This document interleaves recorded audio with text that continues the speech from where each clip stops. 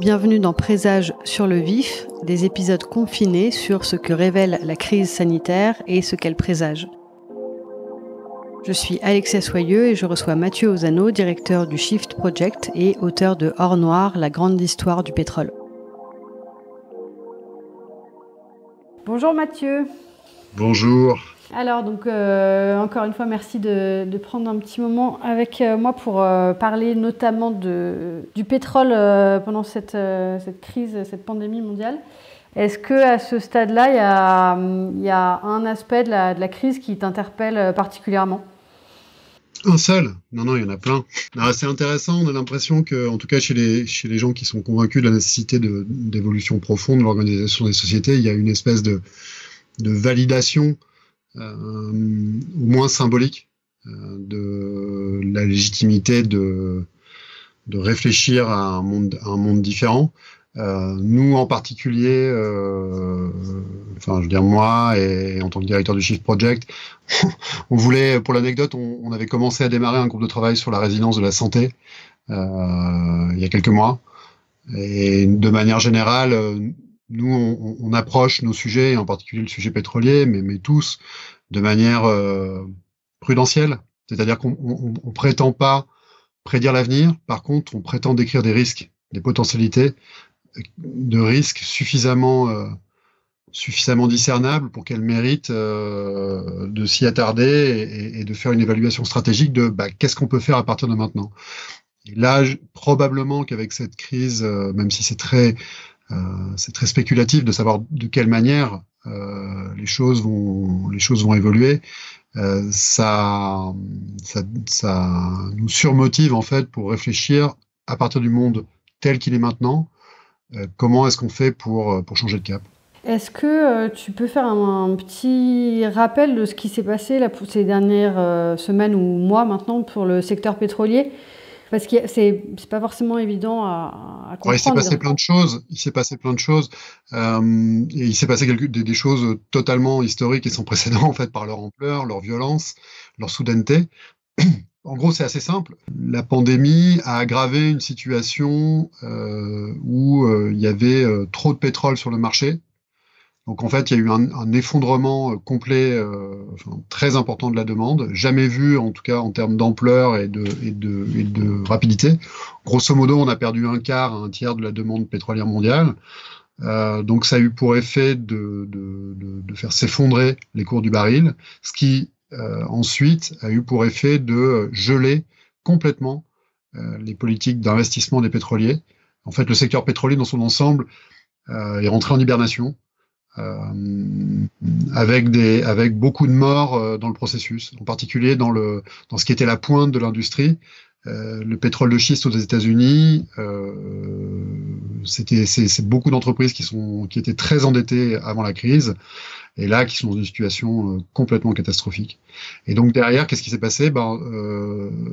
D'abord, les Saoudiens ont renversé la table en disant que si leurs petits copains des pays exportateurs, notamment la Russie, voulaient pas fermer les vannes, eux ils feraient le contraire, ils allaient ouvrir complètement les vannes pour noyer en fait le marché qui était déjà en situation de surabondance, pour le noyer de pétrole, ce qui a eu pour effet encore d'aggraver la chute des cours du baril et finalement de ramener d'obliger tout le monde à revenir autour de la table de négociation pour négocier une fermeture partielle des vannes. Et ça, c'est ce qui s'est passé en début de semaine dernière, où les pétroliers, alors dans une situation complètement ubuesque, puisqu'en fait, on a eu une réunion du G20 spéciale pour sauver en quelque sorte le marché pétrolier, ce qui pour moi est un signe des temps assez déprimant et assez vertigineux, mais qui rappelle qu'on est toujours dans un monde dominé par l'industrie pétrolière, puisque là, on a une réunion spéciale du G20, donc des pays les plus riches du monde, pour décider d'organiser la fermeture des vannes. Donc c'est l'OPEP, plus les pays associés à l'OPEP via la Russie, en gros l'ancien bloc soviétique, plus les États-Unis, concernés au premier chef par cet effondrement des cours du baril, puisque c'est toute leur industrie pétrolière au Texas en particulier qui est en hémorragie, qui vit une hémorragie de capitaux totale. Mais l'alliance entre l'Arabie et la Russie, c'était quand même assez solide depuis quelques années pour réguler leur production. Pourquoi ils se sont fâchés au pire moment? Mais je ne suis pas sûr qu'ils se soient fâchés, moi. Je ne suis pas sûr qu'on ait assisté à un match de boxe. Je ne suis pas certain que ce qu'on a vu, ça n'a pas été plutôt un match de catch, une fâcherie pour de faux. C'est-à-dire qu'en fait, les deux, Russie et Arabie Saoudite, avaient intérêt. En fait, qu'est-ce qui se passe? C'est assez simple. Les deux, ils se font piquer les parts de marché par les pétroliers américains depuis quelques années. Et en fait, ils ont dû faire un compromis en limitant leur production de façon à ce que le cours du baril ne s'effondre pas trop, donc ils n'en pâtissent pas trop eux, mais ce faisant, ils ont laissé le shale oil, le pétrole de schiste américain, prospérer. Parce que justement, ils ont dû trouver un compromis entre une fermeture des vannes leur permettant d'avoir des cours du baril suffisamment élevés et ce faisant permettre à l'industrie pétrolière américaine de garder une certaine rentabilité. Donc là, les Russes ont commencé par dire qu'ils ne voulaient pas fermer les vannes. Là-dessus, les Saoudiens, tout colère, ont dit puisque c'est ça, on va les ouvrir à fond, avec un effondrement du cours du baril. Dont on savait bien, je pense qu'on pouvait anticiper assez facilement qu'on ne resterait pas éternellement dans une situation où toutes les vannes seraient ouvertes, qu'on est dans une situation je ne sais pas si on est dans une situation de panique complète ou si dans cette panique, il n'y a pas eu aussi des alliances de circonstances un peu cryptiques, comme on en voit très souvent entre les pays producteurs, pour s'associer sans vraiment le dire, pour faire un sort à l'ennemi commun qui était les pétroliers américains. Et concrètement, c'est facile de baisser la production? Enfin, c'est rapide, facile? C'est très facile de baisser de la production. La difficulté, c'est pour la redémarrer après. C'est-à-dire que fermer la production, c'est simplement fermer des puits. Donc le pétrole reste sous terre ou reste dans les stocks lorsqu'il a déjà été épuisé, mais pour l'essentiel reste sous terre. Le problème, c'est qu'on a beaucoup de puits pour lesquels il est très compliqué de redémarrer une production au même niveau qu'auparavant. En particulier pour les champs anciens qui demandent beaucoup de technologie, beaucoup de savoir-faire, et où le stop and go, le fait d'arrêter ou de reprendre la production est très mauvais. Ça a tendance à saper les capacités de production parce qu'en fait, il y a une certaine pression à garder dans les puits. Et lorsque le puits est vieux, c'est un peu comme quelqu'un qui aurait pratiqué le jogging toute sa jeunesse. Passé la cinquantaine, si il s'arrête 3 mois pour reprendre, c'est beaucoup plus difficile. Mais l'analogie est tout à fait valable pour un puits pétrolier. Donc typiquement, ça fait que les Russes en particulier n'ont pas très envie de fermer brutalement leur production parce qu'ils savent qu'ils auront des difficultés pour revenir au niveau ex-ante. Et du coup, pour le pétrole de schiste, est-ce que cette crise montre que la fête est finie de ce côté-là? Ou qu'est-ce que tu en penses, toi? Non, c'est compliqué, Alexia, parce que ça dépend de quelle fête on parle. Pour les pétroliers américains, je pense que Wall Street a fait la démonstration qu'il ferait beaucoup de choses seraient faites, y compris des initiatives complètement inouïes, comme on les voit depuis quelques semaines, pour sauver cette industrie. Là, on a vu des choses assez hallucinantes, où au pays du libéralisme, on a eu la Fed, la Réserve fédérale américaine, et l'ensemble des grandes banques américaines qui ont pris des initiatives dont la rationalité économique est à peu près nulle, pour sauver un certain nombre d'opérateurs de shale oil qui sont à cash flow, qui perdent de l'argent, qui perdaient de l'argent avant la crise et qui en perdent d'autant plus maintenant. Ce que ça veut dire, c'est qu'au-delà de la rationalité économique stricte, il y a une rationalité de maintien de la puissance américaine, et le maintien de cette puissance américaine, en tout cas c'est la thèse que je défends, elle est tributaire de la capacité à sortir de l'énergie. abondante et pas chère sous forme de pétrole. Donc ça, je dirais que, à mon avis, on va aller de surprise en surprise sur la capacité de la puissance américaine à faire tout ce qu'il faut pour maintenir en vie son industrie pétrolière. Maintenant, si on dézoome un peu, la question c'est est-ce que l'industrie pétrolière mondiale prise dans sa globalité, est capable de continuer à remplir le réservoir de l'économie mondiale. Et là, on était déjà dans une situation très compliquée pour l'industrie pétrolière pour aller chercher ce qu'on appelle le baril marginal, c'est-à-dire le nouveau puits pétrolier intact qui va remplacer les puits anciens et en déclin. La situation était déjà délicate avant la crise, et à telle enseigne que précisément les puits de pétrole de schiste ont fourni ce baril marginal avec une rentabilité nulle, voire négative. Donc on avait déjà une industrie qui se sauvait grâce à ce pétrole non conventionnel dont l'équilibre économique est tout à fait incertain. Or, on a besoin, tant qu'on ne sort pas de manière organisée, tant qu'on ne se seuvre pas, tant qu'on ne commence pas le sevrage du pétrole, on aura besoin de continuer à remplir le réservoir de l'économie mondiale. Or là, avec la crise sanitaire qu'on a là, et on va voir les effets secondaires qu'elle aura, en particulier du côté de la demande, il est clair que les investissements pétroliers dans le pétrole de schiste, mais de manière générale, dans le offshore ultra profond, dans toutes les formes de pétrole compliquées et chères qu'on essaye de développer bon an mal an pour compenser le déclin du pétrole liquide, classique, facile, qui a fait les beaux jours de l'économie mondiale au XXe siècle, ces difficultés croissantes, elles se sont considérablement aggravées avec la crise du Covid. Là, Total, Exxon, Chevron, BP, tous les grands opérateurs pétroliers ont gelé complètement leurs investissements. Or, il faut bien comprendre que on est dans une situation dans laquelle si on arrête d'investir dans l'industrie pétrolière, c'est pas qu'on maintient ses capacités de production, c'est que on sape sa capacité à compenser un déclin. Je sais pas si je suis clair, mais comme l'essentiel de la production mondiale, plus de la moitié de la production mondiale a passé la cinquantaine, étant sinon en déclin, en tout cas au maximum de sa production, et dans bien des cas elle est en déclin, la mer du Nord, l'Algérie sont des cas d'école de ça par exemple, eh bien si vous arrêtez d'investir, votre production va pas se maintenir, elle va décliner.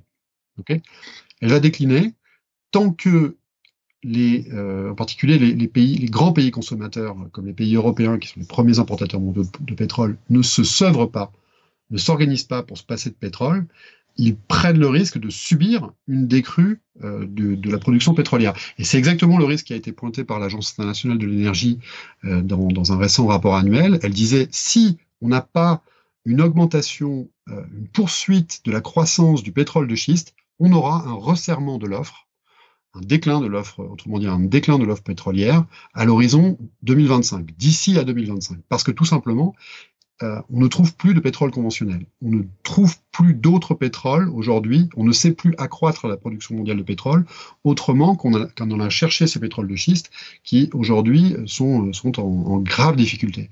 Donc pour moi, ça veut dire que si on n'entreprend pas des politiques de transition énergétique,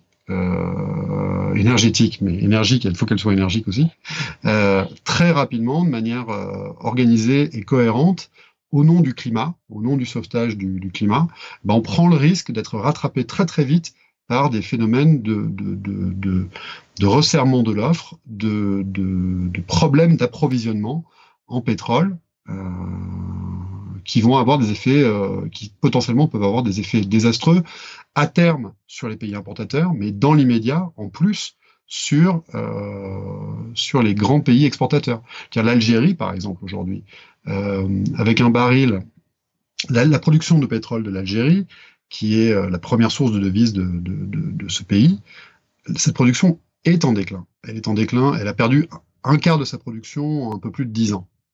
Il est clair que là, on est dans une situation où les investissements dans le pétrole ne peuvent plus se faire, donc ça va aggraver ce phénomène de déclin. avec à terme éventuellement des remontées des cours du baril brutales ou une grande volatilité des cours du baril, mais à la limite, c'est même pas le sujet. Le sujet, c'est est-ce qu'on est, tant qu'on a besoin, par exemple pour alimenter, pour ravitailler en nourriture les grandes métropoles occidentales, tant qu'on a besoin de ce pétrole, qu'est-ce qu'il se passe le jour où, un, on a des problèmes de déstabilisation de régimes comme le régime algérien, et deux, où à terme, on a potentiellement des problèmes d'approvisionnement stricto sensu. Ouais. On a entendu pas mal de gens dans les médias dire que la baisse de la consommation de pétrole qui entraîne une baisse des émissions de CO2 était une bonne nouvelle, je mets des guillemets, pour le climat. Mais on peut aussi imaginer que du coup la chute des prix va encore renforcer l'attractivité du pétrole. Non, mais les gens qui disent ça sont des ânes. Euh, on va avoir, alors, on a une évolution qui est conjoncturelle. Il faut s'attendre à ce que la demande reprenne, même si elle reprend en dessous de ce qu'elle était au niveau pré-crise, parce que les gens n'ont pas envie de prendre l'avion, par exemple, parce qu'ils craignent d'attraper le virus. On sera à des niveaux de consommation de pétrole et d'énergie fossile très, très, très, très au-dessus de ce qu'il faudrait être de là où il faudrait être pour être dans les clous des politiques climatiques, d'une part. Et d'autre part, quand on est dans une situation où on va avoir une récession mondiale d'une brutalité et d'une ampleur qu'on aura rarement vue dans l'histoire du capitalisme, en général, dans des situations comme ça, la plupart des nations font de très mauvais choix dans tout un tas de domaines. On peut penser évidemment à des choix éthiques, politiques, mais si on reste sur l'énergie, bah là, j'ai vu passer ce matin, la Chine vient à valider le lancement de la construction de plus de centrales au charbon au cours du mois de mars de cette année, à mesure qu'ils commençaient à lever les restrictions dues au confinement. Ils en ont commissionné plus en un mois qu'ils en ont commissionné au cours de toute l'année 2019.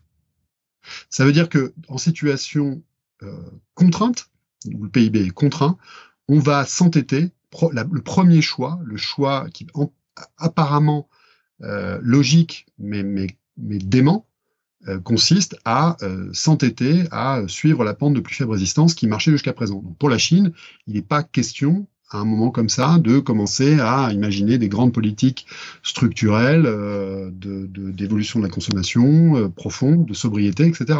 Non, il s'agit de maintenir coûte que coûte le business as usual. Et c'est ça le danger aujourd'hui. Pour les Chinois, comme pour nous, tout autant que pour nous, Européens. Est-ce qu'on s'entête dans le business as usual, donc on continue à foncer vers l'iceberg, ou est-ce qu'on est un peu plus lucide que ça?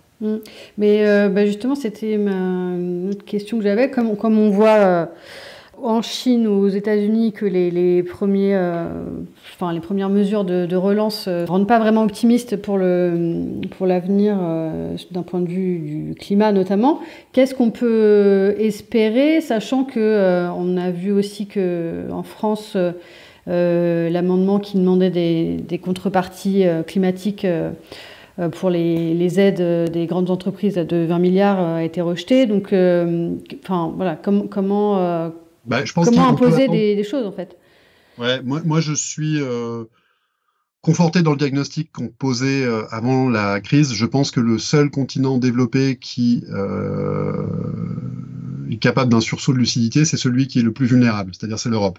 Nous, on n'a plus d'énergie. On n'a pas de charbon, et notre seule source, à part les Allemands, qui ont décidé de s'en sortir, j'espère qu'ils vont continuer, ça ne va pas remettre ça en cause. Et en France, en Belgique, en Allemagne, on a quasiment en Grande-Bretagne, pardon, on a quasiment plus de charbon. Et les seules ressources qu'on a en pétrole, soit on les importe, soit elles sont en déclin, soit les deux. Donc nous Européens, on est complètement dos au mur. Donc je m'attends pas du tout à ce que l'Amérique de Trump ou la Chine de Xi Jinping fassent des choix lucides et audacieux.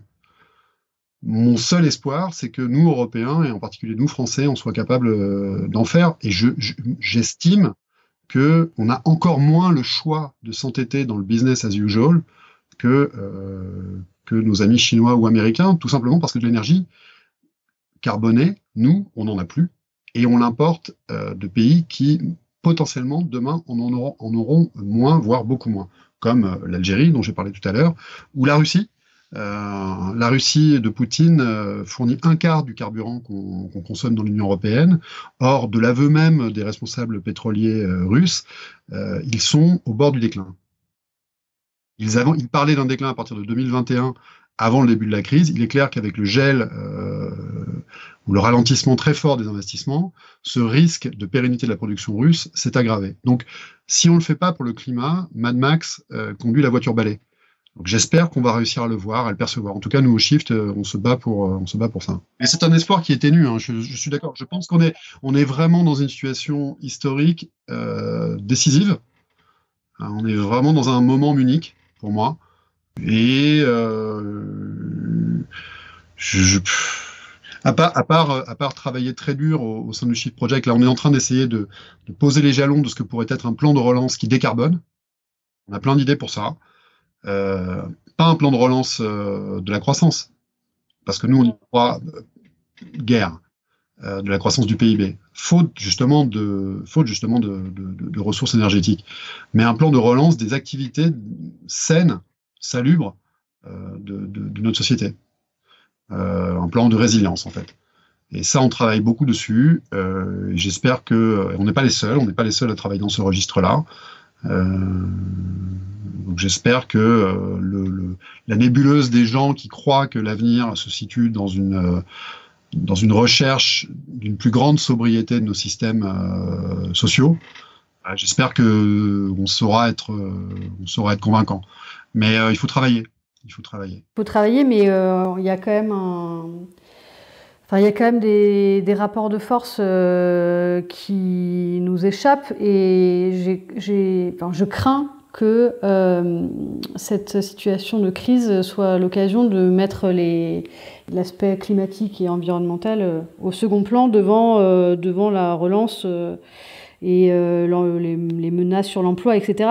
Et même en France, en fait. Enfin, il n'y a rien qui m'invite à l'optimisme. Je pense, Alexia, peut-être pas fondamental. L'espoir, c'est que le risque que tu décris, il est tout à fait réel, évidemment. Hein, mais je pense qu'il se situe plus dans un domaine. Il a plus trait à une complexité pratique de faire un shift, de faire une évolution, que dans des considérations idéologiques du style bon, ça va bien l'écologie à la Sarkozy. Je crois que j'espère qu'on va vérifier que la société française en particulier et beaucoup de sociétés en Europe ont fait un chemin considérable pour considérer que l'écologie n'est pas et ne peut pas être un sujet secondaire. Évidemment, nous, on en a la démonstration sous les yeux parce que nous sommes déjà des convaincus que on n'est pas grand-chose face aux aléas de la nature. Cette crise sanitaire nous le rappelle, si ça nous avait échappé. Mais je pense que on a un plus large consensus que jamais sur le diagnostic, qui est que oui, ça serait pertinent et intéressant de se débrouiller pour le climat et puis pour d'autres sujets, à laisser une planète vivable pour nos enfants et nos petits-enfants et ceux qui viennent derrière. Ça, je pense que ce diagnostic-là, il est largement partagé. Par contre, la marche pratique, le chemin qu'il faut arriver à dessiner, on a pris beaucoup de retard parce qu'on n'a pas beaucoup réfléchi jusqu'à présent. On s'est pas beaucoup, on s'est beaucoup payé de mots. Il y a eu beaucoup de wishful thinking, comme on dit en anglais, sur ce sujet-là. Et malheureusement, on n'a pas beaucoup travaillé sur comment on fait concrètement pour s'y prendre. Et là, cette fois, je pense que notre classe politique en particulier, qui a tout bord confondu pris des engagements oraux considérables, si on peut prendre n'importe qui, peut-être à part Madame Le Pen, on peut prendre n'importe qui au mot aujourd'hui dans l'échiquier politique français. La question, pour moi, derrière, la vraie question, elle n'est pas morale ou collective, c'est-à-dire elle n'est pas politique au sens traditionnel, elle est systémique et pratique. C'est une question pratique d'abord. Et parce qu'elle est pratique, ça a deux facettes. Il y a un côté simple, au sens où il est possible d'objectiver ces problèmes. Comment est-ce que je peux faire en sorte que les gens se déplacent et mangent à leur faim et puissent se soigner dans un monde sous contrainte physique. Ça s'objective. On peut décrire les choses. Mais la facette difficile, c'est que c'est la même en fait. C'est qu'il faut, on va être obligé enfin d'appeler un chat un chat. Or ça, c'est pas un truc que le politique moyen aime faire. Mais j'ai l'impression que notre société, de manière générale, elle a fait en tout cas un chemin considérable sur la nécessité de reconnaître le diagnostic. Maintenant, il faut travailler la thérapie. Là, pour le coup, on est très en retard. Très, très en retard. Je pense que tu as dit pas mal de choses. Est-ce que, justement, dans cette période qui est quand même assez unique et anxiogène, tu as un conseil peut-être pour une chanson à écouter ou des choses à lire? Je sais que tu aimes bien la musique. Ouais, moi je danse. C'est Descartes, justement, il faut être cartésien aujourd'hui. Dans le bagage des leçons de René Descartes, il y a danser tous les jours. Donc, on essaie d'appliquer ça. Pas un jour sans danser. C'est bien. Merci beaucoup, Mathieu. Je t'en prie, Alexia.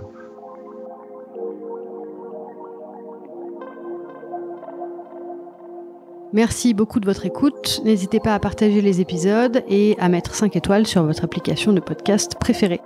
À très vite.